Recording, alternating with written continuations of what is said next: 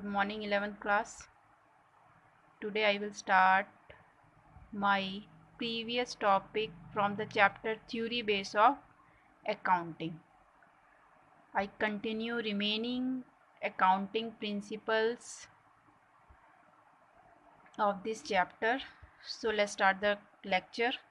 So next principle is historical cost principle. Historical cost means जो भी value या जो भी आप बोल सकते हो कि जो भी एसेट परचेज की जाती हैं वो किसी पर्टिकुलर अमाउंट पे परचेज की जाती हैं, तो जिस भी अमाउंट पे जो भी फर्म किसी फिक्स एसेट को फर्स्ट टाइम परचेज करती है तो उस कॉस्ट को क्या बोला जाता है? Historical cost. So according to historical cost concept, an asset is recorded in the books of account at the price paid to acquire it. Historical cost किसे बोला जाता है? कि जब भी कोई फर्म किसी एसेट को एक्वायर करती है और एक्वायर करने के टाइम जो भी पेमेंट करती है उस पेमेंट को क्या बोला जाता है या उस कॉस्ट को क्या बोला जाता है? Historical cost. Clear? Now, and this price of historical cost is the basis for all subsequent accounting. आप अकाउंटिंग में जितनी भी अकाउंटिंग करोगे उन सभी में आपकी हिस्टोरिकल कॉस्ट मेन कंसेप्ट होता है. मीन्स आप डेप्रिशिएशन क्रिएट करने के लिए जो भी कॉस्ट वैल्यू या एसेट की जो भी कॉस्ट वैल्यू होगी वो हिस्टोरिकल कॉस्ट वैल्यू पे ही डेप्रिशिएशन चार्ज किया जाएगा. तो डेप्रिशिएशन भी मैं आपको बेसिक टर्म में एक्सप्लेन कर चुकी हूँ कि अगर कोई fix asset by passage of time कोई फिक्स एसेट की वैल्यू जो होती है वो टाइम बीतने के साथ अगर उसकी वैल्यू में कुछ कमी आती है तो उसको क्या बोला जाता है? Fall in the value of fix asset. और कई बार क्या होता है कि उस पर कई बार डेप्रिशिएशन भी चार्ज किए जाते हैं कि उसकी वैल्यू को हम ऐसे तो कैलकुलेट नहीं कर सकते, तो इस वजह से हम उसमें कुछ डेप्रिशिएशन चार्ज कर दें ताकि उसकी वैल्यू में जितनी भी कमी आई है उसे एक पर्टिकुलर परसेंटेज के अकॉर्डिंग माइनस किया जाए फ्रॉम हिस्टोरिकल कॉस्ट. तो इस वजह से जो भी हिस्टोरिकल कॉस्ट होती है वो सभी accounting practices related to the assets का बेस होती है. हाँ, this cost is systematically reduced by charging depreciation. और ये जो कॉस्ट होती है ये डेप्रिशिएशन जब भी चार्ज किया जाता है तो उसके अकॉर्डिंग ये क्या होती रहती है? कम होती रहती है. अब मैं आपको इसका एक एग्जांपल एक्सप्लेन करती हूँ. फॉर एग्जांपल जो फर्म है उसने एक मशीनरी परचेज करी है और वो मशीनरी हमारे लिए क्या है? एक एसेट. कौन सी एसेट? Fix asset. और ये जो मशीनरी परचेज की गई है वो इसकी जो कॉस्ट है वो कितनी है? 1 लाख. मीन्स फर्म ने एक मशीनरी परचेज करी है जिसे फिक्स एसेट बोला जाता है और जो भी मशीनरी परचेज की गई है उसकी कॉस्ट वैल्यू कितनी है? 1 लाख. तो ये कॉस्ट वैल्यू जो भी इसकी कॉस्ट वैल्यू है ये हमारी क्या कहलाएगी? Historical cost. अब अकाउंटिंग में जितनी भी रिकॉर्डिंग होगी related to the fix asset तो उस टाइम जो भी कॉस्ट वैल्यू होगी या जो भी हिस्टोरिकल कॉस्ट वैल्यू होगी उसी वैल्यू पे आप जितने भी अकाउंटिंग से रिलेटेड टर्म्स कैलकुलेट करोगे उसका बेस होगा आपका हिस्टोरिकल कॉस्ट या फिर बोल सकते हो कॉस्ट वैल्यू. तो हिस्टोरिकल कॉस्ट के साथ कई बार आपको क्वेश्चन में मार्केट वैल्यू भी दी होती है. तो आप फर्म की प्रिंसिपल के अकॉर्डिंग या इस प्रिंसिपल के अकॉर्डिंग जो भी एसेट्स या जो भी फिक्स एसेट हम अपनी बुक्स में दिखाएंगे वो कौन सी कॉस्ट पे होंगी? हिस्टोरिकल कॉस्ट पे. मार्केट वैल्यू से या फिर आप बोल सकते हो जैसे इस हमने 2010 में 1 लाख की मशीनरी परचेज करी है और ये 2020 में इसकी कॉस्ट क्या हो जाएगी? यही मशीनरी आज के टाइम में ये 3 लाख की मिल रही है. इस वैल्यू को मीन्स हम बोल सकते हैं यहाँ पे 2010 में हमने मशीनरी परचेज करी थी 1 लाख की, और 2020 तक इस मशीनरी की कॉस्ट 3 लाख हो गई, लेकिन फर्म अपनी बुक्स में उसी कॉस्ट को रिकॉर्ड करेगी जिस वैल्यू पर उसने अपनी फिक्स एसेट को परचेज किया है। तो ये जो 3 लाख है इसको आप क्या बोलोगे, मार्केट वैल्यू, और ये जो 1 लाख है इसे क्या बोलोगे आप, कॉस्ट वैल्यू। तो जब हिस्टोरिकल कॉस्ट प्रिंसिपल के अकॉर्डिंग अकाउंटिंग में जब भी कोई फिक्स एसेट रिलेटेड ट्रांजैक्शन या उसे बैलेंस शीट में रिकॉर्ड किया जाएगा तो उसके ट्रीटमेंट के लिए हम जो भी एसेट की वैल्यू लेंगे वो कौन सी लेंगे, कॉस्ट वैल्यू को। इस प्रिंसिपल के अकॉर्डिंग जो भी हिस्टोरिकल कॉस्ट होगी उसी के बेसिस पे आप अपनी एसेट्स को एसेस करोगे कि उनकी कितनी वैल्यू रहेगी, उन पर डेप्रिसिएशन चार्ज किए जाएंगे और उन पर प्रोविज़न क्रिएट किए जाएंगे। तो वो कौन सी कॉस्ट पे बेस्ड होंगे, आपके कॉस्ट वैल्यू पे, जिसे बोला जाता है हिस्टोरिकल कॉस्ट वैल्यू। तो पैसेज ऑफ टाइम अगर किसी फिक्स एसेट की वैल्यू में चेंज आता है जिसे मार्केट वैल्यू बोला जाता है, तो उस मार्केट वैल्यू से हिस्टोरिकल कॉस्ट में या उसकी अकाउंटिंग में कोई चेंज नहीं आता। फर्म अकॉर्डिंग टू प्रिंसिपल अपनी फिक्स एसेट को हिस्टोरिकल कॉस्ट पे ही मेंशन करेगी अपनी बुक्स ऑफ अकाउंट में। क्लियर। अब डेप्रिसिएशन की बात हो रही है। डेप्रिसिएशन क्या होता है, कई डेप्रिसिएशन होता है एक रेट ऑफ, या फिर आप ये रेट डेप्रिसिएशन रेट बोल सकते हैं, जैसे 10% है। फर्म चाहती है कि हर साल एवरी ईयर 10% डिडक्ट करे, किसमें से, इस मशीनरी से, ताकि हमें 10 साल बाद उसकी एग्जैक्ट वैल्यू पता चल सके कि उसकी एग्जैक्ट वैल्यू लास्ट में कितनी बची है। तो इस पर्पज़ से हर साल अगर इसकी 1 लाख कॉस्ट है तो 2010 से इसकी वैल्यू में 10% कितना होगा, 10,000, और लास्ट टाइम तक इसकी वैल्यू 0 हो जाएगी। इस वजह से ताकि हम अपनी बुक्स में उस कॉस्ट को शो कर सकें, तो इस वजह से हम अपनी बुक्स ऑफ अकाउंट में डेप्रिसिएशन को भी शो करते हैं ताकि हम उसकी वैल्यू को असेस करें। और जो भी डेप्रिसिएशन चार्ज किए जाते हैं वो कौन सी कॉस्ट पे किए जाते हैं, हिस्टोरिकल कॉस्ट पे। Clear. Okay, now come with the next principle. Second principle is at principle is matching concept. Matching concept accounting में आप जो भी अकाउंटिंग रिकॉर्ड्स बनाते हो वो मेन मोटिव क्या होता है, ताकि उनको फ्यूचर में एक दूसरे से मैच किया जा सके। This principle based on the accounting period concept. हम जो भी अकाउंटिंग रिकॉर्ड्स बनाते हैं वो पर्टिकुलर 1 ईयर के लिए बनाते हैं, जिसे बोला जाता है कैलेंडर ईयर और या फिर फाइनेंशियल ईयर। तो जो भी अकाउंटिंग रिकॉर्ड बनाए जाते हैं वो फाइनेंशियल ईयर और कैलेंडर ईयर के बेसिस पे बनाए जाते हैं। तो जब भी अकाउंटिंग में अकाउंट्स प्रिपेयर किए जाते हैं तो उनको मैच किया जाता है according to the period. It is necessary to match revenues of the period with the expenses of the period to determine। एक फर्म को अपने 1 ईयर के रेवेन्यूज़ को कंपेयर करना होता है अपने 1 ईयर के एक्सपेंसेस से, ताकि वो एग्जैक्ट नेट प्रॉफिट को क्रिएट कर सके। For this we have to follow matching concept. और इस मैचिंग कंसेप्ट में जो भी अकाउंटिंग रिकॉर्ड्स बनाए जाते हैं वो 1 ईयर के बेसिस पे बनाए जाते हैं, ताकि 1 साल बाद उन सभी से कुछ रिज़ल्ट मेंटेन किया जा सके और उस रिज़ल्ट पे कुछ डिसीज़न लिए जा सके, और उन डिसीजंस पे ही हम आगे अपनी फॉर्म को क्रिएट करेंगे या बनाएंगे, या कुछ ऑब्जेक्टिव्स या प्लानिंग की जाएगी। Profit correctly measured when revenue match with expenses. For example, normally आपको मैंने अकाउंटिंग रिकॉर्ड्स में बनाया था, फाइनेंशियल स्टेटमेंट में हम ट्रेडिंग अकाउंट बनाते हैं, प्रॉफिट एंड लॉस अकाउंट बनाते हैं और बैलेंस शीट बनाते हैं।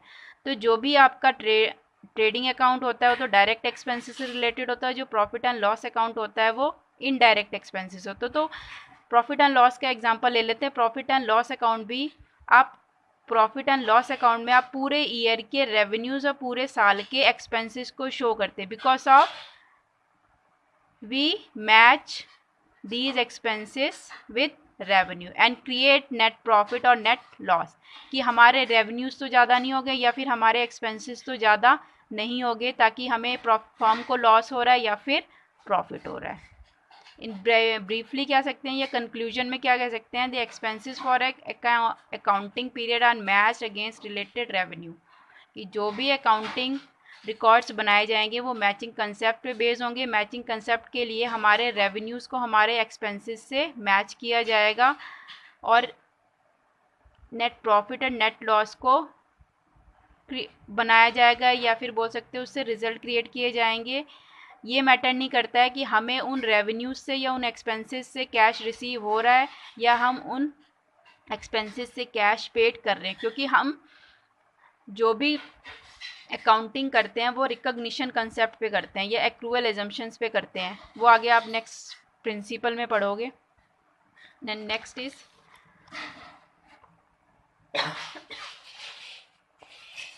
Revenue recognition concept.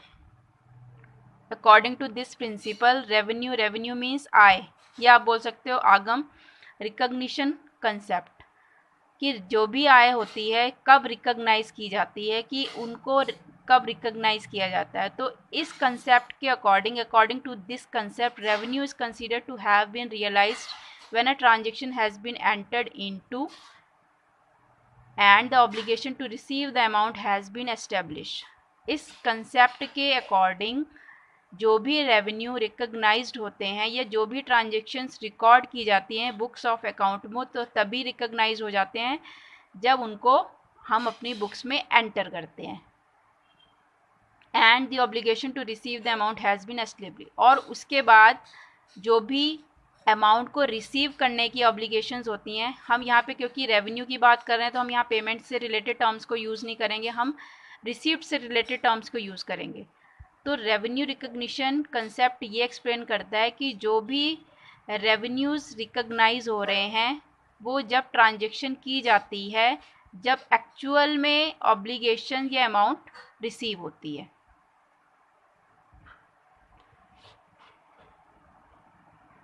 Revenue recognition and receipts of an amount are two separate. अब revenue recognition and receipt of an amount are two separate aspects.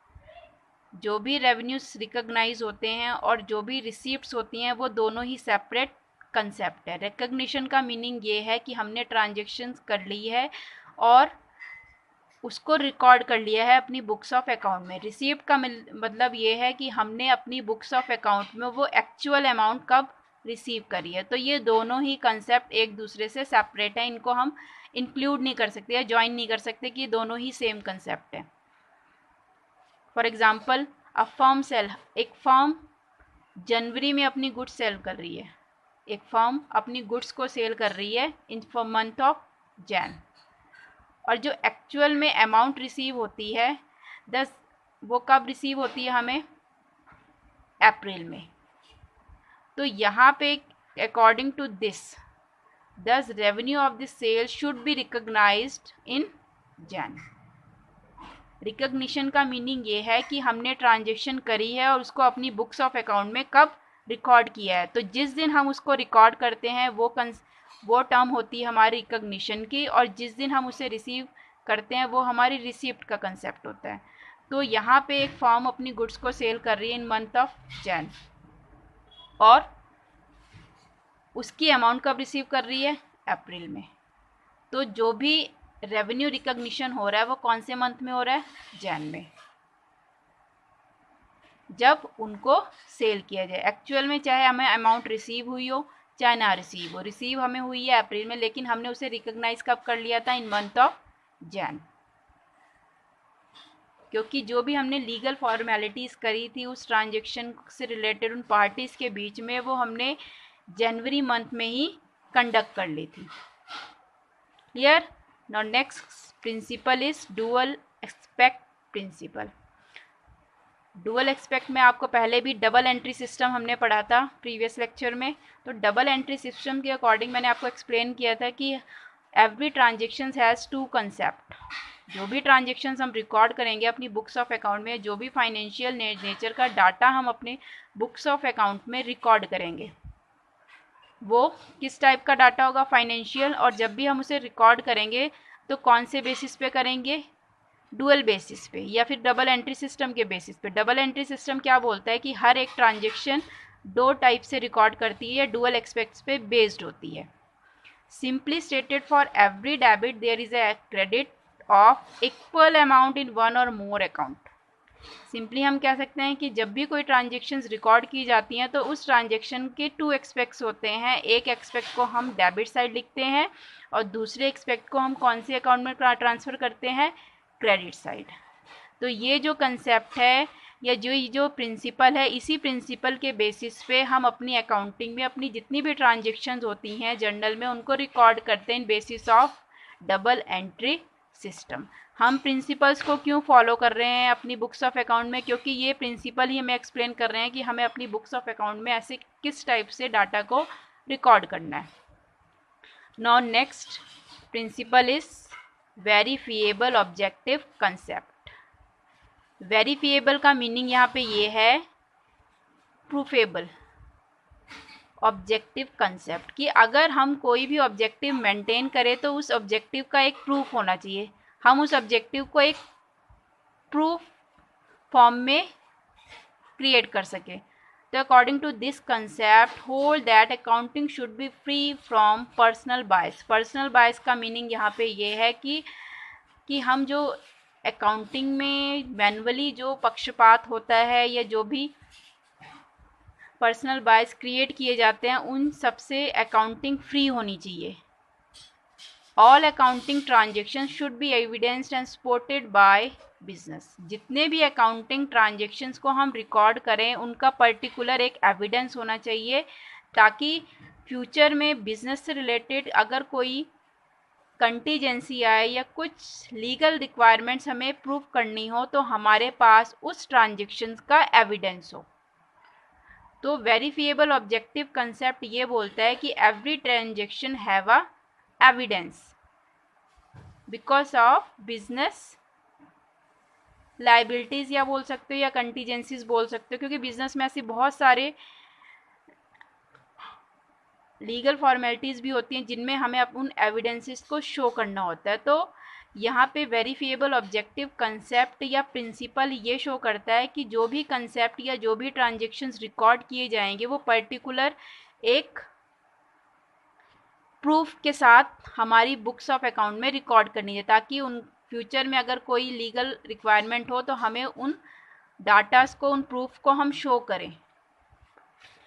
जैसे proof आप मैं बोल सकती हूँ these documents are cash memo. जैसे आप नॉर्मली कुछ परचेज करने जाते हो तो आपको नॉर्मली एक बिल पकड़ाया जाता है या फिर invoice bill, cash memo, receipt.